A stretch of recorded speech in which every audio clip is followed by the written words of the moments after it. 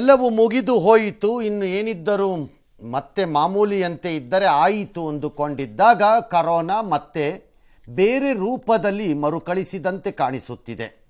ಸಾಮಾನ್ಯವಾಗಿ ನವೆಂಬರ್ ಡಿಸೆಂಬರ್ನ ಆಸುಪಾಸಿನಲ್ಲಿ ಈ ಯಾವುದೋ ಒಂದು ತಳಿ ಈ ರೀತಿ ಸದ್ದು ಮಾಡುವುದು ಕೂಡ ಒಂದು ರೀತಿ ವಾರ್ಷಿಕ ಪ್ರಕ್ರಿಯೆ ಆದಂಗೆ ಕಾಣಿಸ್ತಾ ಇದೆ, ಅಟ್ಲೀಸ್ಟ್ ನನಗೆ. ಅದಕ್ಕೆ ವೈಜ್ಞಾನಿಕವಾದಂತಹ ಆಧಾರ ಏನೂ ಇಲ್ಲ ನಾ ಹೇಳ್ತಿರೋದಕ್ಕೆ. ಆಲ್ ರೈಟ್, ಈ ಹೋದ್ಯಾ ಅಂದರೆ ಇಲ್ಲ ಬರ್ತಾ ಇದ್ದೀನಿ ಗವಾಕ್ಷಿಲಿ ಅನ್ನೋ ಪರಿಸ್ಥಿತಿ ನಮ್ಮದಾಗಿದೆ. ನಿಟ್ಟುಸಿರು ಬಿಟ್ಟು ಹಲವು ದೇಶಗಳಂತೂ ಪಾಪರ್ ಚಿಟ್ಟಿಗಳಾಗಿ ಭಿಕ್ಷೆ ಬೇಡುವ ಪರಿಸ್ಥಿತಿಯನ್ನು ತಲುಪಿದ್ದಾಗ ಭಾರತ ಹೇಗೋ ಚೇತರಿಸಿಕೊಂಡು ಪಾರಾದೆವು ಅನ್ನುತ್ತಿದ್ದಾಗ ಬಂದಿರುವ EJN1 ಈಗ ಹೊಸ ಕಾಟದ ರೂಪವಾಗಿದೆ. ಸೋಂಕು ದಿನದಿಂದ ದಿನಕ್ಕೆ ಹೆಚ್ಚುತ್ತಾ ಇದೆ. ಅದೇ ಆತಂಕ ಅಂತಂದರೆ ಹಾಗಲ್ಲ. ಬೆಂಗಳೂರಿನಲ್ಲಿ 3 ಇದಕ್ಕೆ ಬಲಿಯಾಗಿದ್ದಾರೆ. ಅಫ್ಕೋರ್ಸ್ ರಾಜ್ಯ ಸರ್ಕಾರದ ವಿವರಣೆಯ ಪ್ರಕಾರ ಇನ್ನು ಮುಂದೆ ಈ ರೀತಿ ಸಾವುಗಳಾದಾಗ ಈ ವಾದಗಳು ಬರುತ್ತವೆ. ಅವರು ಶ್ವಾಸಕೋಶದಿಂದ ನರಳುತ್ತಿದ್ದರು ಅಂತಲೋ, ಕಿಡ್ನಿ ಪ್ರಾಬ್ಲಮ್ ಇತ್ತು ಅಂತಾನೋ, ಅವ್ರಿಗೆ ಹಾರ್ಟ್ ಅಟ್ಯಾಕ್ ಆಗಿತ್ತು ಅಂತಾನೋ, ಈ ಥರ ಅವ್ರಿಗೆ ಕೋಮಾರ್ಬಿಡಿಟೀಸ್ ಅಂದರೆ ಇನ್ನಿತರೆ ರೋಗಗಳು ವಿಪರೀತವಾಗಿತ್ತು, ಅದಕ್ಕೆ ಸತ್ತಿದ್ದಾರೆ, ಇದಕ್ಕೆ ಸತ್ತಿಲ್ಲ ಅನ್ನೋ ಈ ಡ್ರಾಮಾ ವರ್ಡ್ಸ್ ಬರ್ತಾನೆ ಇರುತ್ತೆ. There is no point. JN1 ಅವ್ರು ಸತ್ತಿದ್ದಾರೆ ಅನ್ಸಿದ್ರೆ JN1 ಸತ್ತಿದ್ದಾರೆ ಅಂತಲೇ ಹೇಳ್ಕೋಬೋದು. ದಿನೇಶ್ ಗುಂಡೂರಾವೋ ಅಥವಾ ಯಾರೋ ಡಾಕ್ಟ್ರು ಹೋಗೋರನ್ನ ಸಾಯಿಸಿದ್ದಾರೆ ಅಂತ ಇಲ್ಲಿ ಯಾರೂ ಹೇಳಲ್ಲ. ಹಾಗಾಗಿ ಏನ್ಯಾವ ಈಗ 3 ಬಲಿಯಾಗಿದ್ದಾರೆ. 3 ಈ ಸೋಂಕು ಇತ್ತು, ಬೇರೆ ಸಮಸ್ಯೆಗಳೂ ಇರಬಹುದು. ಈ ದೇಶದಲ್ಲಿ ಇವತ್ತು 60% ಜನರಿಗೆ ಅಥವಾ 70% ಜನರಿಗೆ ಯಾರಿಗೆ ಇತರ ಸಮಸ್ಯೆಗಳಿಲ್ಲದ ಪ್ಯೂರ್ ಬಾಡಿ ಇದೆಯಂತೆ, ಯಾವುದೋ ಒಂದು ಶುಗರೋ, ಒಂದು BP-ನೋ, ಒಂದು ಕಿಡ್ನಿನೋ, ಒಂದು ಲಂಗ್ಸ್ದೋ, ಒಂದು ಪ್ಯಾಂಕ್ರಿಯಾಸೋ, ಒಂದು ಲಿವರೋ, ಒಂದು ಸ್ಪ್ಲೀನ್ ಪ್ರಾಬ್ಲಮ್ಮೋ, ಯಾವುದೋ ಒಂದು ಪ್ರಾಬ್ಲಮ್ ಅಂಟ್ಕೊಂಡು ಕೂತಿರುತ್ತೆ ಇವಾಗ ಎಲ್ಲರಿಗೂ. ಹಾಗಾಗಿ ಇದು ಅಂಟಿತ್ತು, ಇದು ಬಂದಾಗಲೇ ಅದು ಇದರ ಮೇಲೆ ಕ್ರಿಯೆ ಮಾಡ್ತಾ ಗೊತ್ತಿಲ್ಲ. ಒಟ್ಟಲ್ಲಿ 3 ಬಲಿಯಾಗಿದ್ದಾರೆ. ಯಾಕೆ ಹೇಳ್ತಾ ಇದ್ದೀನಿ ಭಾಳ ಜೋರಾಗಿದ್ದೀನಿ ಅಂದರೆ ನಮ್ಮ ಎಚ್ಚರಿಕೆಯಲ್ಲಿ ನಾವಿರಬೇಕು ಅನ್ನುವುದಕ್ಕೆ. ಕೇರಳ ಜೊತೆ ಹಲವಾರು ಆರೋಗ್ಯ ಮಂತ್ರಿಗಳು ಇವತ್ತು ಸಭೆ ನಡೆಸಿ ಕ್ರಮಗಳ ಬಗ್ಗೆ ಚರ್ಚೆ ಮಾಡ್ಕೊಂಡಿದ್ದಾರೆ. ಕೇರಳ ಜೊತೆ ಗಡಿ ಹಂಚಿಕೊಂಡ್ರ 4 ಜಿಲ್ಲೆಯಲ್ಲಿ ಮುಂಜಾಗ್ರತಾ ಕ್ರಮ ತಗೋತಿದ್ದಾರಂತೆ. ಏನು ಮುಂಜಾಗ್ರತಾ ಕ್ರಮ ಗೊತ್ತಿಲ್ಲ. ಜಿಲ್ಲಾ ಮತ್ತು ತಾಲೂಕು ಕೇಂದ್ರದಲ್ಲಿ ICU ಬೆಡ್ಡು, ವೆಂಟಿಲೇಟರ್ಗಳು, ಇತರೆ ವೈದ್ಯಕೀಯ ಸವಲತ್ತುಗಳನ್ನು ಸಜ್ಜಾಗಿಟ್ಕೊಳ್ಳೋಣ ಅಂತ ಅಂದ್ಕೊಂಡಿದ್ದಾರಂತೆ. ಮಾರ್ಗಸೂಚಿ ಪ್ರಕಾರ KSRTC BMTC ಬಸ್ಗಳಲ್ಲಿ ಪ್ರಯಾಣಿಕರು ಮಾಸ್ಕನ್ನು ಹಾಕ್ಕೊಂಡು ಓಡಾಡಬೇಕು ಅಂತ ಸಾರಿಗೆ ಮಂತ್ರಿಗಳು ಹೇಳಿದ್ದಾರೆ. ಜೊತೆಗೆ ದೇಗುಲಗಳಲ್ಲಿ ಮಾಸ್ಕ್ ಹಾಕ್ಕೊಳ್ಳಿ ಅಂತ ಹೇಳಿದ್ದಾರೆ. ಬರೀ ದೇಗುಲ ಅಲ್ಲ, ಚರ್ಚ್ ಆದರೂ ಹಾಕೋಬೇಕು, ಮಸೀದಿ ಆದರೂ ಹಾಕೋಬೇಕು. ಬರೀ ದೇಗುಲ ಏನು, ಎಲ್ಲಿ ಕ್ರೌಡೋ ಅಲ್ಲಿ, ಅದೇನು ಬರೀ ದೇಗುಲ ಅಲ್ಲ, ಅದು ಚರ್ಚಲ್ಲೂ ಹಾಕ್ಕೊಳ್ಳಿ. ಅದೇನು ಭಾನುವಾರ ಬಿಟ್ಟು ಬರುತ್ತಾ ಕರೋನಾ, ಅಥವಾ ಯಾವುದೋ ಪ್ರೇಯರ್ ಟೈಮಲ್ಲಿ ಬಿಟ್ಬಿಟ್ಟು ಬಂದ್ಬಿಡುತ್ತಾ ಮಸೀದಿಯಿಂದ? ಎಲ್ಲ ಧಾರ್ಮಿಕ ಕೇಂದ್ರದಲ್ಲೂ ಹಾಕ್ಕೊಳ್ಳಿ ಅಂತ ಹೇಳಿ, ದೇಗುಲ ಪಾಗುಲ ಅಂತ ಅಷ್ಟೇ ಹೇಳಬೇಡಿ. ಹೊಸ ವರ್ಷಾಚರಣೆಗೆ ಕೋವಿಡ್ ನಿಯಮ ಜಾರಿ ಮಾಡುವ ಸಂಬಂಧ ರಾಜ್ಯ ಸರ್ಕಾರ ಇನ್ನೂ ಯಾವುದೇ ತೀರ್ಮಾನ ತೆಗೆದುಕೊಂಡಿಲ್ಲ. ಕಾದು ನೋಡುವ ತಂತ್ರಕ್ಕೆ ಶರಣಾಗಿದೆ. ಕಾಯ್ಬೋದು, ಯಾಕಂದರೆ ಬೇಸಿಕಲಿ ಈಗ ಮೇಲ್ನೋಟಕ್ಕೆ ಇದು ಭಾಳ ದೊಡ್ಡದಾಗಿ ನಮ್ಮನ್ನು ಏನೋ ಹಿಂಡಿ ಹಿಪ್ಪೆ ಮಾಡಿಬಿಡತ್ತೆ ಅಂತ ಅನ್ನೋ ಸ್ಟೇಜಲ್ಲಿ ಇಲ್ಲ, ಆದರೆ ಮಾಡೋದೇ ಇಲ್ಲ ಅನ್ನೋ ಸ್ಟೇಜಲ್ಲೂ ಇಲ್ಲ. ಇದೊಂಥರ ಹೋಕ್ಸು, ಹುಸಿ ಬಾಂಬ್ ಇಟ್ಟಿದ್ದೇನೆ ಅಂತ ಕರೆ ಮಾಡಿದ ರೀತಿ ಇದು. ಅವನು ಬಾಂಬ್ ಇಟ್ಟಿಲ್ಲ ಅಂತ ನಮಗೆ ಗೊತ್ತು, ಆದರೆ ಚೆಕ್ ಮಾಡದೆ ಸುಮ್ಮನಿರೋ ಹಂಗಿಲ್ಲ, ಬಿಟ್ಟರೆ ಆದರೆ ಯಾವ ಗ್ರಾಚಾರ ಅನ್ನೋ ಪರಿಸ್ಥಿತಿ. ಅದೇ ಥರ ಈಗ ಇದು ಪರಿಸ್ಥಿತಿ. ಈಗಲೇ ಇದು ಬಾಂಬ್ ಥರ ಏನೋ ಮಾಡಿಬಿಡುತ್ತೆ ನಾಳೆ ಅಂತ ಹೇಳೋ ಸ್ಟೇಜಲ್ಲಿ ನಾವಿಲ್ಲ. ಏನು ಮಾಡಲ್ಲ, ಟುಸ್ ಅಂತ, ಅದೇ ವರ್ಕ್ಸ್ ಬಾಂಬ್, ಉಸಿ ಬಾಂಬ್, ಅಲ್ಲಿ ಪರೀಕ್ಷೆ ಮಾಡಿದ್ರೆ ನಾಯಿ ಕರ್ಕೊಂಡಾಗೆಲ್ಲ ಚೆಕ್ ಮಾಡ್ಕೊಂಡ್ರೆ ಏನಿಲ್ಲ ಅಂತಾರಲ್ಲ, ಹಾಗೆ ಏನೂ ಇಲ್ಲ ಅನ್ನೋಂಗೂ ಇಲ್ಲ ಇದು. ಹಾಗಾಗಿ ಭಾಳ ಟಿಕ್ಲಿಶ್ ಪರಿಸ್ಥಿತಿಲಿ, ಭಾಳ ವಿಚಿತ್ರ ಪರಿಸ್ಥಿತಿಲಿ ಸಿಕ್ಕಾಕೊಂಡಿದ್ದೀವಿ. ನಾಳೆ ರಾಜ್ಯ ಸರ್ಕಾರದಲ್ಲಿ ಮುಖ್ಯಮಂತ್ರಿ ಒಂದು ಸಭೆ ಮಾಡ್ತಾರಂತೆ. ಆಲ್ ರೈಟ್, ಮೈಸೂರಿನಲ್ಲಿ ಯಾವುದೋ ಶುಕವನ ಅವ್ರದ್ದು ಸ್ವಾಮೀಜಿದು, ಅದನ್ನೇನೋ ಬಂದ್ ಮಾಡ್ಕೊಂಡಿದ್ದಾರೆ. ಅದು ಅವರವರ ಇಂಟ್ರೆಸ್ಟ್ಗಳು, ಆಸೆಗಳು ಅಥವಾ ತೀರ್ಮಾನಗಳು. ಏನಾಗಿದೆ ಇವತ್ತು ನೋಡ್ಕೊಂಬರೋಣ ಕ್ವಿಕ್ಕಾಗಿ. ರಾಜ್ಯದಲ್ಲಿ ಇವತ್ತು 800 ಮಂದಿಗೆ ಟೆಸ್ಟ್ ಮಾಡ್ಕೊಂಡಿದ್ದಾರೆ. 22 ಜನಕ್ಕೆ ಬಂದಿದೆ. ದಿಸ್ ಇಸ್ ಬೆಂಗಳೂರಿನಲ್ಲಿ 19, ಬಳ್ಳಾರಿಯಲ್ಲಿ 2, ದಕ್ಷಿಣ ಕನ್ನಡದಲ್ಲಿ 1. ಇದು directly linked to the number of tests. ನೀವು ಟೆಸ್ಟನ್ನು ಇನ್ಕ್ರೀಸ್ ಮಾಡೋಕ್ಕೆ ಹೆದರ್ಕೊಳ್ಳೋದಾದರೆ ನಂಬರ್ ಬರಬಹುದು, ನಂಬರ್ ಬಂದರೆ ಜನ ಗಾಬರಿ ಆಗಬಹುದು, ಇನ್ನೇನೋ ಆಗಬಹುದು ಅಂದ್ಕೊಂಡ್ರೆ ನೀವು ಒಂದು ರೀತಿ ಬೂದಿ ಮುಚ್ಚಿದ ಕೆಂಡದಂತೆ ಅದು ಇರುತ್ತೆ ಅಷ್ಟೇ. ಹಬ್ತಾನೆ ಇರುತ್ತೆ, ಅದು ಹಬ್ಬತಾನೇ ಇರುತ್ತೆ. ಅವಾಗ ಅದರಿಂದ ಪ್ರಯೋಜನ ಇಲ್ಲ. You need to go massively on testing. ಅದರಲ್ಲಿ ಯಾವ ಅನುಮಾನನೂ ಇಲ್ಲ. ನೀವು 800 ಮಾಡ್ತೀನಿ ಕೋಣ ಅಂತ ಕರ್ನಾಟಕದಲ್ಲಿ 800 ಅಂತಂದರೆ ಕಷ್ಟ. ಮೇ ಬಿ ಟಾರ್ಗೆಟೆಡ್ ಡಿಸ್ಟ್ರಿಕ್ಟ್ಸ್ ಬೆಂಗಳೂರಲ್ಲಿ ಜಾಸ್ತಿ ಇರ್ಬೋದು, ಅಲ್ಲಿ ಜಾಸ್ತಿ ಮಾಡೋಣ. ಇನ್ಯಾವುದೋ ಒಂದು ಡಿಸ್ಟ್ರಿಕ್ಟಲ್ಲಿ ಜಾಸ್ತಿ ಇರ್ಬೋದು, ಅಲ್ಲಿ ಜಾಸ್ತಿ ಮಾಡೋಣ ಅಂತ ಅದನ್ನು ಬೇಕಾದ್ರೆ ಮಾಡ್ಬೋದು. ಈಗ ಟಾರ್ಗೆಟ್ ಜಾಸ್ತಿ ಮಾಡ್ತಿದ್ದಾರೆ ಸರ್. ಏನೋ ಮಾಡಲಿ, ನೋಡೋಣ ಅದೇನು ಮಾಡ್ತಾರೆ. 92ಕ್ಕೆ ಹೋಗಿದೆ ಸಕ್ರಿಯ ಪ್ರಕರಣಗಳು. ಕರೋನಾಗೆ 3 ಬಲಿಯಾಗಿರೋದು ನಿಮಗೆ ಗೊತ್ತು, ಹೇಳಾಯ್ತು ನಾವು. 44 ವರ್ಷದ ಮಧ್ಯವಯಸ್ಕ ಯಾರೋ ಸಾವನ್ನಪ್ಪಿದ್ದಾರೆ. ಅವ್ರಿಗೆ ಹೃದ್ರೋಗ ಇತ್ತು, ಬಹು ಅಂಗಾಂಗ ವೈಫಲ್ಯ ಅಂತ ಇವರು ಹೇಳಿದ್ದಾರೆ. ಬಹು ಅಂಗಾಂಗ ವೈಫಲ್ಯ ಹೃದ್ರೋಗ ಬಂದವ್ರಿಗೆ ಕಾಕತಾಳೀಯವಾಗಿ ಇದು ಬಂದಿದೆ ಅಂತ ಹೇಳ್ತೀರೋ, ಅಥವಾ ಇದು ಬಂದಿದ್ರಿಂದ ಅದು ಉಲ್ಬಣ ಆಗೇನಾರು ಹೊಡೀತು ಅಂತ ಹೇಳ್ತೀರೋ, ನಮಗೆ ಗೊತ್ತಿಲ್ಲ. ವೈದ್ಯ ಲೋಕವೇ ಅದಕ್ಕೆ ಉತ್ತರ ಕೊಡಬೇಕು. 76 ವರ್ಷದ ವೃದ್ಧರೊಬ್ಬರು ನ್ಯೂಮೋನಿಯಾ ಉಸಿರಾಟದ ತೊಂದರೆಯಿಂದ ಹೋಗಿದ್ದಾರೆ ಅಂತ ಮೃತಪಟ್ಟಿದ್ದಾರೆ. 64 ವರ್ಷದ ವ್ಯಕ್ತಿ ಹಾರ್ಟ್ ಫೇಲ್ಯೂರ್, ಅವ್ರಿಗೂ ಹೃದ್ರೋಗ, ಅವ್ರಿಗೂ ಅಸ್ತಮ ಇತ್ತು 5 ದಿನದಿಂದ. ಅಸ್ತಮ ನಿನ್ನೆ ಬಂದಿರುತ್ತಾ? ಅಸ್ತಮ ಯಾವುದೋ ಕಾಲದಿಂದ ಬಂದಿರುತ್ತೆ. ಬೆಂಗಳೂರಿನಲ್ಲಿ 30% ಜನಕ್ಕೆ ಅಸ್ತಮ ಇರ್ಬೋದು. ಅದಕ್ಕೆ ಇದು ಸೇರಿ ಆಗಿದೆಯಾ ಇಲ್ವಾ ಹೇಳ್ರಿ ಡಾಕ್ಟರ್ಗಳು. ಯಾರು ವೈದ್ಯ ಲೋಕದವ್ರಿಂದ ಬರೀ ಉಡಾಪೆ ಬಿಡ್ತೀರಿ. ಅಸ್ತಮ ಇವತ್ತಿರುತ್ತಾ? ಅವ್ರಿಗೆ 10 ವರ್ಷದಿಂದ ಅಸ್ತಮ ಇರ್ಬೋದು. 64 ವರ್ಷ ಅಂದರೆ 20 ವರ್ಷದಿಂದ ಅಸ್ತಮ ಇರ್ಬೋದು ಅವ್ರಿಗೆ. ಹಂಗಾರೆ 20 ವರ್ಷದಿಂದ ಇದು ಅಸ್ತಮ ಅವರು ಬಲಿ ತಗೊಂಡಿಲ್ವಾ ಅವ್ರನ್ನ? ಅಲ್ಲ. ವೆದರ್ ದಿಸ್ ಹ್ಯಾಸ್ ಆಕ್ಟಿವೇಟೆಡ್ ಏನಾದರೂ ಪ್ರಾಬ್ಲಮ್ಮನ್ನು, ಈ ಸೋಂಕು, ಈ ರೂಪಾಂತರಿ ತಳಿಯನ್ನು ಸ್ಪಷ್ಟತೆ ನಮಗೆ ಕೊಟ್ಟರೆ ಆಗ ಜನಕ್ಕೆ ಇನ್ನಷ್ಟು ನೆಮ್ಮದಿ ಸಿಕ್ಕತ್ತೆ. ಸುಮ್ಮನೆ ಅಸ್ತಮಾ ಇತ್ತು, BP ಇತ್ತು, ಶುಗರ್ ಇತ್ತು ಅಂತ ನೀವು ರೈಲು ಬಿಟ್ಟರೆ ನಡೆಯಲ್ಲ. ಜನ ಕೂಡ ಅಷ್ಟೇ ಸ್ಲೈಟ್ ಆಗಿ ತಗೋತಾರೆ. ಕರ್ನಾಟಕದಲ್ಲಿ ಹೇಗಾಗಿದೆ ಪರಿಸ್ಥಿತಿ ಅನ್ನೋದಕ್ಕೆ ನೋಡಿಕೊಂಡ್ರೆ, ಡಿಸೆಂಬರ್ 13 14 ಬಂದಿದೆ 560 ಟೆಸ್ಟಿಂಗು. ಅದು ಬೇರೆ ವಿಚಾರ. ಟೆಸ್ಟಿಂಗ್ ಎಷ್ಟೋ ಮಾಡ್ಕೊಂಡು ಹೋಗಿದ್ದಾರೆ ಒಂದಷ್ಟು. 14ಕ್ಕೆ 11, 15ಕ್ಕೆ 13 ಡ್ಯಾಶ್ ಆಗಿ ಬಂದು 19ರಷ್ಟೊತ್ತಿಗೆ 44ಕ್ಕೆ ಬಂದಿದೆ. ಈಗ 700 ಚಿಲ್ಲರೆ ಟೆಸ್ಟ್ ಮಾಡಿದ್ದಾರೆ. ಈಗ 5000 ಟೆಸ್ಟ್ ಮಾಡ್ತಾರಂತೆ ನಿತ್ಯ. ಕನಿಷ್ಠ ಬೆಂಗಳೂರಿನಲ್ಲೊಂದು 1500 ಮಾಡೋಣ ಅಂತಂದಿದ್ದಾರಂತೆ. 1500 15,000ನೋ ನಮಗೆ ಗೊತ್ತಿಲ್ಲ. ಅದು ನಿಮಗೆ ಗೊತ್ತಿರಬೇಕಷ್ಟೆ. ಅದನ್ನು ಮಾಡಿ ಅದೇನು ಮಾಡ್ತೀರಿ ಅಂತ ನಾವು ಕಾಯ್ತೀವಿ ಅಷ್ಟೆ. ಓಮಿಕ್ರಾನ್ ಬಂತಲ್ಲ, ಓಮಿಕ್ರಾನ್ ಬಂದಾಗ ಕೂಡ ಅದೇ ರೀತಿ ಬಂದು ಹೋಯ್ತದು. ಸೊ ಇದು ಇನ್ಫೆಕ್ಷನ್ ಕೇಸಸ್ ಜಾಸ್ತಿ ಆಗೋದು ಇರ್ತದೆ. ಟೆಸ್ಟಿಂಗ್ ರಿಕ್ವೈರ್ಮೆಂಟ್ ಇದೆ ನಮಗೆ. ಶನಿವಾರ ಅಷ್ಟೊತ್ತಿಗೆ ಎಲ್ಲಾ ರೀತಿಯ ಒಂದು ಕನಿಷ್ಠ 5,000 ಮುಟ್ಟಬೇಕು ಅಂತ ನಮ್ಮ ಉದ್ದೇಶ ಇದೆ. ಈಗಿನ ಸಂದರ್ಭದಲ್ಲಿ ಯಾವುದೇ ರೀತಿಯ ನಿಬಂಧನೆಗಳು ಏನಿಲ್ಲ. ನಾಳೆ ಮುಖ್ಯಮಂತ್ರಿಗಳು ಕೂಡ ಸಭೆ ಕರೆದು ಡಿಸ್ಕಷನ್ ಮಾಡ್ತೀವಿ. ನಂತರ ಏನ್ ಮಾಡಬೇಕು ಅಂತ ಮುಂದೆ ತೀರ್ಮಾನ ಮಾಡ್ತೀವಿ. ಬಸ್ಗಳಲ್ಲಿ ಯಾರು ಓಡಾಡ್ತಾರೆ 60 ವರ್ಷಕ್ಕಿಂತಲೂ ಮೇಲ್ಪಟ್ಟವರು, ಇದು ಕೋವಿಡ್ ಸ್ಪ್ರೆಡ್ ಆಗಬಾರ್ದು ಅಂತ ಮಾಸ್ಕ್ ಹಾಕೋಬೇಕು ಅಂತ ಆರೋಗ್ಯ ಇಲಾಖೆಯವರು ಹೇಳಿದ್ದಾರೆ. ಮತ್ತೆ ದೇವಸ್ಥಾನಗಳಿಗೂ ಅಷ್ಟೇ 60 ವರ್ಷಕ್ಕಿಂತಲೂ ಮೇಲ್ಪಟ್ಟವರು ಮಾಸ್ಕ್ ಹಾಕೊಂಡೋದ್ರೆ ಅವ್ರಿಗೂ ಒಳ್ಳೆಯದು, ಮತ್ತೆ ಬೇರೆಯವ್ರಿಗೂ ಕೂಡ ಒಳ್ಳೆಯದು.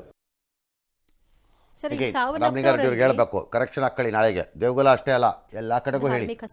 ಎಸ್, ಅದು ಮೋಸ್ಟ್ಲಿ ಅವರ ವ್ಯಾಪ್ತಿಗೆ ಬರುತ್ತೆ ಅಂತ ಮುಜರಾಯಿ ಹೇಳಿರ್ಬೇಕು ಅವರು. Okay, all right. ಈಗ ಸಾವನ್ನಪ್ಪದವರಲ್ಲಿ 44 ವರ್ಷದವರು ಇದ್ದಾರೆ. ಇವರು 60 ಮೇಲ್ಪಟ್ಟವ್ರು ಮಾಸ್ಕ್ ಹಾಕೊಳ್ಳಿ, 60 ಮೇಲ್ಪಟ್ಟವ್ರು ಮಾಸ್ಕ್ ಹಾಕೊಳ್ಳಿ ಅನ್ನೋ ಮೆಸೇಜ್ ಸರಿಯಲ್ಲ. ಇಲ್ಲವೇ ಇಲ್ಲ, ತಪ್ಪದು. ಅದು ತಪ್ಪು. ಮಾಸ್ಕನ್ನು ತರೋದಿದ್ರೆ ಯಾವ ಜಾಗದಲ್ಲಿ ತರಬೇಕು ಅನ್ನೋ ನಿರ್ಧಾರ ನಿಮಗೆ ಬಿಟ್ಟಿರೋದು. ಜನ ಸೇರೋಂಥ ಜಾಗನ, ಸಾರ್ವಜನಿಕ ಸ್ಥಳನ, ಬಸ್ಸ, ರೈಲ, ದೇವಸ್ಥಾನನ, ಮಸೀದಿನ, ಚರ್ಚಾ ಇವೆಲ್ಲ ತಂದ್ಕೊಳ್ಳಿ. But there is no point in bringing ಇದನ್ನ ಏಜ್ ಲಿಮಿಟನ್ನು ನಿಮಗೆ. ಅದು ಹಂಗಿಲ್ಲ, ಹಂಗೆ ವರ್ತನೆ ಮಾಡ್ತಾ ಇದ್ದಂಗೆ ಕಾಣಿಸ್ತಿಲ್ಲ ಅಲ್ಲಿಲ್ವೇ. ರಾಜ್ಯ ಸರ್ಕಾರಗಳಿಗೆ ಬೇರೆ ಯಾವಾಗ BJP ಸರ್ಕಾರ, ಈಗ ಕಾಂಗ್ರೆಸ್ ಸರ್ಕಾರ ಇರ್ಬೋದು, ಭಾಳ ಪಾಠಗಳನ್ನು ನಾವು ಮೊದಲ ರೌಂಡಲ್ಲಿ ಕರೋನಾನಲ್ಲಿ ಕಲ್ತಿದ್ದೀವಿ ಅಂತ ಅಂದ್ಕೊಂಡಿದ್ದೀನಿ. ಹಲವಾರು SOPಗಳು they must be in place and position. ಈಗಾಗಲೇ ಅವು ಆ ಜಾಗದಲ್ಲಿ ಇರಬೇಕು. ಅವು ಕರೆಕ್ಟಾಗಿ ಟಕ್ಕಂತ ಆನ್ ಆಗಬೇಕು. ಸ್ವಿಚ್ ಹಾಕರ್ ಲೈಟ್ ಹತ್ಕೊಳ್ಳಂಗೆ. ಅದಿಲ್ಲದೆ ನಾವು ಬುಡದಿಂದ ರೆಡಿ ಮಾಡ್ಕೊತಾ ಇದ್ದೀವಿ ಅಂದರೆ ದೇವರೇ ಕಾಪಾಡಬೇಕು ನಿಮ್ಮನ್ನು. ನಂಗೆ ಗೊತ್ತಿಲ್ಲ ಆವಾಗ. ಈ ಪ್ರಾಬ್ಲಮ್ಮು ಇದೊಂದು ಸ್ವಲ್ಪ ತರಲೆ ಇದ್ದಂಗಿದೆ. ಇದು ಯಾಕೋ ನೋಡಿದ್ರೆ ಈ ತಳಿ, ರೂಪಾಂತರಿ ತಳಿ ಸ್ವಲ್ಪ ತರಲೆ ಇದ್ದಂಗಿದೆ. ಒಮಿಕ್ರಾನ್ ಅವ್ರು ಹೇಳ್ತಾ ಇದ್ರು, ಒಮಿಕ್ರಾನ್ ಬಂತು ಹೋಯ್ತು. ಬಟ್ ನಮಗಿಲ್ಲಿ ಪ್ರಾಬ್ಲಮ್ ಆಗ್ತಾ ಇರೋದು ಮಾರ್ಟಾಲಿಟಿ ರೇಟು ನಿಧಾನಕ್ಕೆ ಯಾಕೋ 2, 3, 4, 6, 8, 10ಕ್ಕೆ ಬರ್ತಾ ಇದೆ ಅನ್ನೋದು. ಸಾವು ಜನ ಗಾಬರಿ ಆಗೋದು ಈ ಹಂತದಲ್ಲಿ. ಬಂದಿದ್ದಕ್ಕೆ ಗಾಬರಿ ಆಗಲ್ಲ ಅವ್ರಿಗೂ ಗೊತ್ತಿದೆ, ಅದು ಸಾವಿಗೆ ಹೋಗುತ್ತಾ ಇಲ್ವಾ ಅನ್ನೋದು. ಅಫ್ಕೋರ್ಸ್ WHO ಹೇಳ್ತಾ ಇದೆ ಆ ಥರದ ಗಾಬರಿ ಏನು ಮಾಡ್ಕೋಬೇಡಿ ನೀವು ಯಾರುವೆ, ಸಾವಿನ ಮಟ್ಟಿಗೆ ಅಂದ್ರೆ ಆ ಥರದ್ದು ಯಾವುದೇ ಎಕ್ಸಾಂಪಲ್ಸ್ ಇಲ್ಲ ಅಂತ ಹೇಳ್ತಿದ್ದೀರಿ. ಬಟ್ ನೀವು ಔಸಿಟ್ಬಿಟ್ಟು ಕೂತ್ಕೊಂಡು ಜನ ನಾಳೆ ಸಾಯಕ್ಕೆ ಸ್ಟಾರ್ಟ್ ಆಗ್ಬಿಟ್ರೆ ಕಷ್ಟ ಆಗ್ಬಿಡುತ್ತೆ. ಆಮೇಲೆ ಹೇಳಿದ್ದೀನಿ ತಗೊಳಕೋತೀರಿ ಹೇಳಿದ್ದೀನಿ. ಅಲ್ಲ ಅನ್ಕೋ. ಹಂಗಾಗಿ let us see, will weight. ಸಾಮಾನ್ಯ ಇದನ್ನೆಲ್ಲ ಪಾಲನೆ ಮಾಡಿ, ಅಷ್ಟೇ, ನೀನು ಮಾಡೋಕ್ಕಾಗಲ್ಲ. ಈಗ ಕೇಂದ್ರ ಸರ್ಕಾರ ಹೇಳುತ್ತೆ ಹಬ್ಬದ ಸೀಸನ್ ನಿಗಾ ದೇಶದಲ್ಲಿ, ಅದರಲ್ಲೂ ದಕ್ಷಿಣ ಭಾರತದಲ್ಲಿ ನಿಧಾನಕ್ಕೆ ಕೋವಿಡ್ ಕೇಸ್ಗಳು ಹೆಚ್ಚಾಗ್ತಾ ಇದೆ. ಕೇವಲ 9 ದಿನದಲ್ಲಿ ದೇಶದ ಕೋವಿಡ್ ಕೇಸ್ಗಳ ಸಂಖ್ಯೆ ಡಬಲ್ ಆಗ್ತಾ ಇದೆ. ಡಿಸೆಂಬರ್ 11ರಂದು ದೇಶದಲ್ಲಿ 938 ಕೇಸ್ ಇದ್ವು, ಆದರೆ ಈಗ 2333ಕ್ಕೆ ಏರಿಕೆ ಕಂಡಿದೆ. ಜೊತೆಗೆ ಅಲ್ಲಲ್ಲಿ ಮತ್ತೆ ಕೋವಿಡ್ ಮರಣಗಳು ಕೂಡ ಹೆಚ್ಚಾಗ್ತಾ ಇದೆ. ಕೋವಿಡ್ ಕೇಸ್ಗಳ ಪೈಕಿ ಹೊಸ ವೈರಸ್ ಪ್ರಕರಣಗಳು ಕೂಡ ಬರ್ತಾ ಇವೆ. ಎಂದಿನಂತೆ ನಮ್ಮ ನೆರೆಯ ರಾಜ್ಯ ಕೇರಳ ದೇಶದ ಕೊರೋನಾ ಕೇಂದ್ರ ಬಿಂದುವಾಗಿದೆ. ಸೊ ಇದು ಕಳವಳಕ್ಕೆ ಕಾರಣವಾಗ್ತಾ ಇದೆ. ನಿನ್ನೆ 636 ಕೇಸ್ ಇತ್ತು ದೇಶದಲ್ಲಿ, 6 ಕೇರಳ 3, ಕರ್ನಾಟಕ 3, ಸಕ್ರಿಯ 2300 ಚಿಲ್ಲರೆ. ಮೇ 21ರ ಬಳಿಕ ಇದು ಗರಿಷ್ಠ ಅಂತಿದ್ದಾರೆ.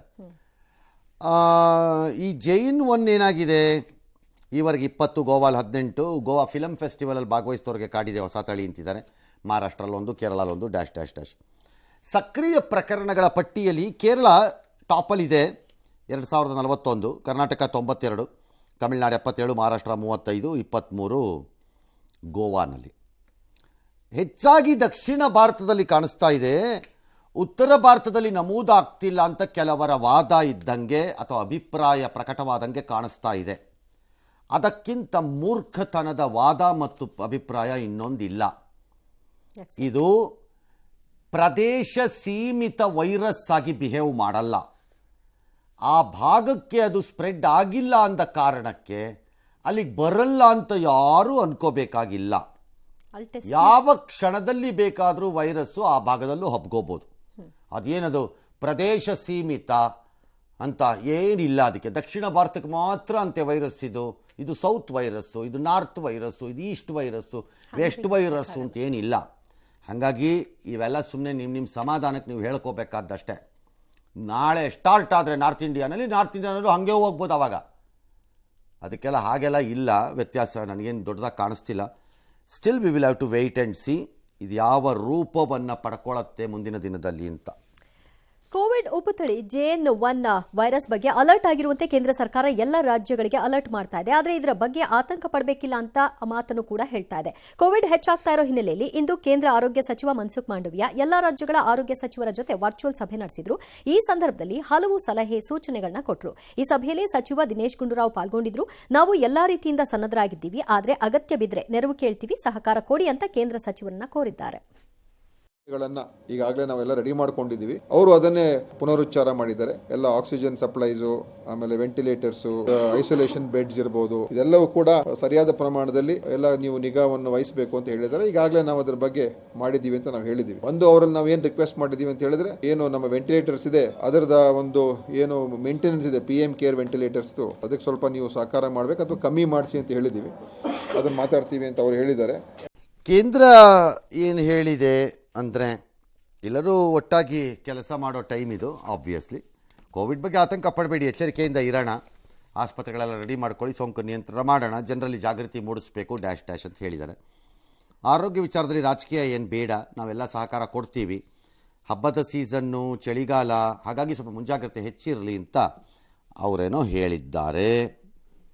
ಓಕೆ, ಅಲರ್ಟಾಗಿರಬೇಕಾದವ್ರು ನಾವೀಗ ಜನರು. ಹಾಗೆಂದ ಮಾತ್ರಕ್ಕೆ ನಾಳೆಯಿಂದ ನೀವು ಹೊರಗಡೆ ಓಡಾಡಬೇಡಿ ಅಂತಾನೋ, ಸಣ್ಣ ಪುಟ್ಟ ಕಾರ್ಯಕ್ರಮಗಳು ನಮ್ಮ ಮನೆಯಲ್ಲಿ, ಕುಟುಂಬದಲ್ಲಿ, ನಮ್ಮ ಸಂಸ್ಥೆಗಳಲ್ಲಿ ಏನೋ ನಡ್ಕೋತಾ ಇದೆ ಅಂತಂದ್ರೆ ಅದನ್ನು ನಡೆಸಬೇಡಿ ಅಂತಾನೋ, ಅವೆಲ್ಲ ಬಂದ್ ಮಾಡ್ಕೊಂಬಿಡಿ, ಕ್ಲೋಸ್ ಅಂತಂತಾನೋ ನಿರ್ಬಂಧ ಅಲ್ಲ.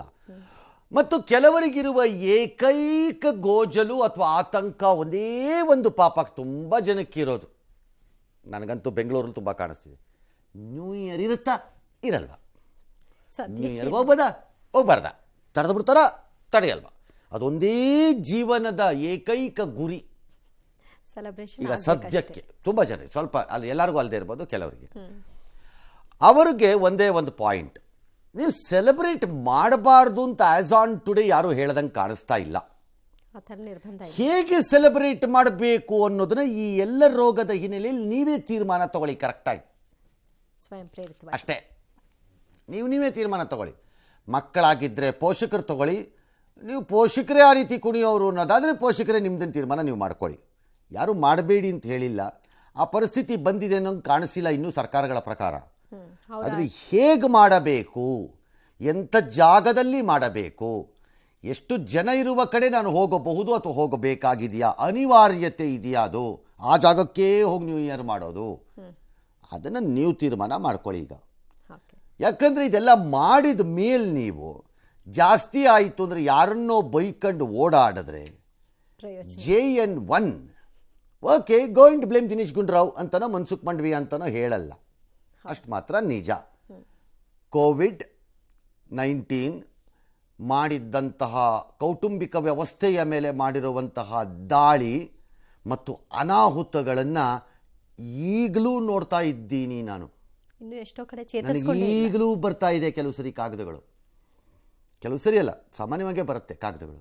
ಇನ್ನೂ ಅದನ್ನು ಮರೆಯೋಕ್ಕಾಗ್ತಾ ಇಲ್ಲ. ಭಾಳ ಕುಟುಂಬಗಳು ನಾಶ ಆಗೋಗಿವೆ ಕುಟುಂಬಗಳು. ಹಾಗಾಗಿ ನಿಮ್ಮ ಎಚ್ಚರಿಕೆಯಲ್ಲಿರಿ.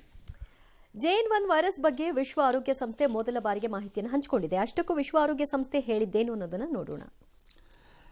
WHO ಹೇಳ್ತಾ ಇದೆ, ಸೆಪ್ಟೆಂಬರ್ನಲ್ಲಿ ಬಂತು ವೈರಸ್ಸು, ಪತ್ತೆ ಆಯಿತು, ಡ್ಯಾಶ್ ಡ್ಯಾಶ್ ಅದಲ್ಲ, ಓಕೆ, ಎಲ್ಲ ಗೊತ್ತದು. ಇದನ್ನು ವೇರಿಯಂಟ್ ಆಫ್ ಇಂಟ್ರೆಸ್ಟ್ ಅಂತ ಕರಿತಾ ಇದ್ದೀವಿ. ಆಲ್ಫಾ, ಬೀಟಾ, ಗಾಮಾ, ಡೆಲ್ಟಾ ಈ ಥರ ವೇರಿಯಂಟ್ಗಳೆಲ್ಲ ಬಂದಾಗ ಇದನ್ನು ವೇರಿಯಂಟ್ ಆಫ್ ಇಂಟ್ರೆಸ್ಟ್ ಅಂತ ನಾವು ಕನ್ಸರ್ನ್ ಅಂತ ಅನ್ಕೋತಾ ಇದ್ದೀವಿ ಅಷ್ಟೇ ಅಂತ ಹೇಳ್ತಿದ್ದಾರೆ.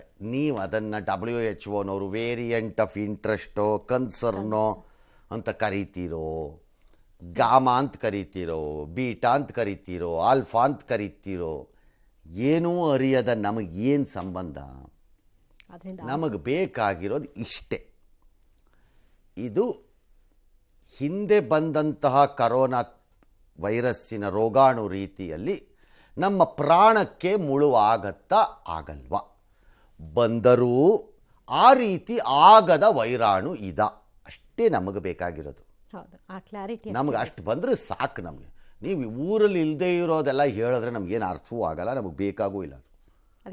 ಜನರಿಗೆ ನಾನು ಹೇಳ್ತೀನಿ, ಶೀಘ್ರವಾಗಿ ವ್ಯಾಪಿಸತ್ತೆ ಅನ್ನೋದು ಮಾತ್ರ ಸ್ಪಷ್ಟವಾಗಿದೆ. ಚಿಕಿತ್ಸೆ ಕಷ್ಟಕರ ಅಂದರೆ ಬೇಸಿಕಲಿ ಚಿಕಿತ್ಸೆ ಇಲ್ಲ, ಲಭ್ಯವಿರುವ ಚಿಕಿತ್ಸಾ ವಿಧಾನಗಳಲ್ಲೇ ಯಾವುದೋ ಒಂದನ್ನು ಟ್ರಯಲ್ ಆ್ಯಂಡ್ ಎರರ್ ಟೈಪೋ ಇನ್ನೊಂದೋ ಮಾಡ್ಕೊಂಡು ಹಳೆ ಪಾಠಗಳನ್ನು ಕಲ್ತ್ಕೊಂಡು ತಗೋಬೇಕು. ಹಂಗಂದ ಮಾತ್ರಕ್ಕೆ ಭಾಳ ಜನ ಈಗಾಗಲೇ ಹಳೇ ತಗೊಂಡಿರೋ ಮಾತ್ರೆಗಳೆಲ್ಲ ಬರ್ಕೊಂಡು ಲಿಸ್ಟ್ ರೆಡಿ ಮಾಡ್ಕೋಬೇಡಿ. ಸೆಲ್ಫ್ ಮೆಡಿಕೇಶನ್ ಅವಾಗ ಯಾವ್ಯಾವ ತಗೋತಾ ಇದ್ವಿ ಹೇಳ, ಅವಾಗ ಬದಾಗ ಇದೆಲ್ಲ ತಗೋತಾ ಇದ್ವಿ ಅಲ್ವಾ ಅಂತ ನುಂಗಕ್ಕೆ ಸ್ಟಾರ್ಟ್ ಮಾಡ್ಕೊಂಡ್ಬಿಡ್ಬೇಡಿ. Need not work also. Doctor prescription ಇದ್ರೆ the best thing is moment ಅನುಮಾನದ ರೀತಿಯಲ್ಲಿ ನಿಮಗೆ ಯಾವುದೇ ರೋಗ ಲಕ್ಷಣಗಳು, ಶೀತ, ಮೂಗು ಸೋರುವುದು, ಗಂಟಲುಗಳು ಕೆರೆತ, ಪರ್ಸಿಸ್ಟೆಂಟಾಗಿ ಜ್ವರ ಅಥವಾ ತಲೆನೋವು, ಈ ಥರದ್ದು ಏನೇನು ರೋಗ ಲಕ್ಷಣಗಳನ್ನು ಹೇಳ್ತಾ ಇದ್ದಾರೆ, ಇದು ಬಂದಾಗ ಒಂದು ಟೆಸ್ಟ್ ಮಾಡಿಸ್ಕೊಂಬಿಡಿ. ನೀವೇ ಮಹಾನ್ ವೈದ್ಯರ ಥರ ಹಳೇ ಪಾಠದಿಂದ ಅದೇ ಹೇಳ್ತಾರಲ್ಲ, ಹೊಸ ವೈದ್ಯನಿಗಿಂತ ಹಳೆ ರೋಗಿಯೇ ಮೇಲು ಅಂತ. ಹಾಗೆ ನಾವೇ ಓಲ್ಡ್, ಅಯ್ಯೋ ಫುಲ್ಲಿ ಎಕ್ಸ್ಪೀರಿಯನ್ಸ್ ಇದೆ, ತಗೊಳಗೆ ಅದು ತಗೊಳ್ಳೋ 2 ಟ್ಯಾಬ್ಲೆಟ್ ರಾತ್ರಿ ಹೊತ್ತು ಅಷ್ಟೇ ಮುಗೀತು. ಬೇಡ. Because we have no idea ಈ JN1 ಹೆಂಗೆ ಬಿಹೇವ್ ಮಾಡತ್ತೆ ನಾಳೆ ಅಂತ ಕರೆಕ್ಟಾಗಿ ಸ್ಪಷ್ಟವಾಗಿ. WHO ಹೇಳುತ್ತೆ ಈ ವೈರಸ್ ಪ್ರಾಣಾಂತಿಕಾನಕ್ಕೆ ಯಾವುದೇ ಆಧಾರ ಸಿಕ್ಕಿಲ್ಲ ಅಂತ. ಸಿಕ್ಕಿಲ್ಲ ಅನ್ನೋಕ್ಕೆ ಈಗ ತಾನೇ ಅದು ಬಂದಿರೋದು. ಮಳೆ ಬರ್ತಾ ಇರುತ್ತಪ್ಪ, ಇದು ಇನ್ನು ಫ್ಲಡ್ ಆಗುತ್ತೆ ಅನ್ನಕ್ಕೆ ನಮ್ಮ ಹತ್ರ ಯಾವುದೂ ಆಧಾರ ಇಲ್ಲ. ಅಂದರೆ ಒಂದು ವಾರ ಕಳೆದ ಮೇಲೆ ಫ್ಲಡ್ ಆಗೋದು, ನದಿಗಳು ಉಕ್ಕಿ ಹರ್ಕೊಂಬರುತ್ತವೆ, ಹಾಗೆ ಇದುವೆ ಈಗ ಸ್ಟಾರ್ಟ್. ಹಾಗಾಗಿ we need to be careful. You cannot say mortality rates ಏನು ಇರೋದೇ ಇಲ್ಲ ಅಂತಲೂ ಹೇಳೋಕ್ಕಾಗಲ್ಲ. ವಿಪರೀತವಾಗಿದ್ದು ಬಿಡುತ್ತೆ, ಎಲ್ಲ ಬಂದವ್ರಲ್ಲ ಹಂಗೆ ತಪ ಅಂತ ಬಿದ್ದು ಹೋಗ್ಬಿಡ್ತೀರಿ ಅಂತ ನಮಗೂ ಇಲ್ಲ. ಅದು ಪರಿಸ್ಥಿತಿ ಹಾಗಿಲ್ಲ. ದೊಡ್ಡ ಅಪಾಯ ಇಲ್ಲ ಅಂತವ್ರು ಹೇಳಿದ್ದಾರೆ. Thank you. ದೊಡ್ಡ ಅಪಾಯ ಇಲ್ಲದಿದ್ದರೆ ನಮಗೂ ಸಂತೋಷ. ಲಭ್ಯ ಇರುವ ಲಸಿಕೆಗಳಿಂದಲೇ ರಕ್ಷಣೆ ಹೊಂದಬಹುದು ಅಂತಿದ್ದಾರೆ. ಲಸಿಕೆ ಅಂದರೆ ಯಾವುದು? ಎಗೈನ್ ಕೋವಿಡ್-19 ತೊಗೊಂಡಿದ್ದ ಲಸಿಕೆಗಳೇನ ಮತ್ತೆ ತಗೋಬೇಕು ಅಂತನಾ ಅಲ್ವಾ? ಒಂದು ಕ್ಲಾರಿಫಿಕೇಶನ್ ಬರಬೇಕಾಗತ್ತೆ ಮುಂದೆ ನಿಧಾನಕ್ಕೆ. ತೊಗೊಂಡಿರೋದ್ರದ್ದು ಎಫೆಕ್ಟ್ ಏನಾಗಿದೆ, ಅದರದ್ದು ಆ್ಯಂಟಿಬಾಡೀಸು ಫೈಟಿಂಗ್ ಸ್ಪಿರಿಟ್ ನಮ್ಮ ಬಾಡಿ ಒಳಗಡೆ ಇನ್ನೂ ಅದ್ರ ಶಕ್ತಿ ಇದೆಯೋ ಇಲ್ಲವೋ, ಆ ಶಕ್ತಿ ಹೋಗ್ಬಿಟ್ಟಿದೆಯಾ, ಹಾಗಾದ್ರೆ ನಾವು ಇನ್ನೊಂದು ಸುತ್ತು ತೊಗೋಬೇಕಾ, 2ನೇ ಸುತ್ತು ಆಗಿದ್ದವ್ರದ್ದು, ಇವೆಲ್ಲ ಪ್ರಶ್ನೆಗಳು ನಾಳೆ ಬರುತ್ತೆ. ಸದ್ಯಕ್ಕೆ ತಲೆ ಕೆಡ್ಸ್ಕೊಬೇಡಿ, ನೋಡೋಣ ಒಂದು 2-3 ದಿನ, ಆಮೇಲೆ ಪರಿಸ್ಥಿತಿ ಏನಾಗತ್ತೆ ಅಂತ ಗೊತ್ತಾಗತ್ತೆ. ಸದ್ಯಕ್ಕೆ ನಮಗಿರ್ಬೋದಾದ ಸಾಧ್ಯತೆ ಇಷ್ಟೇ.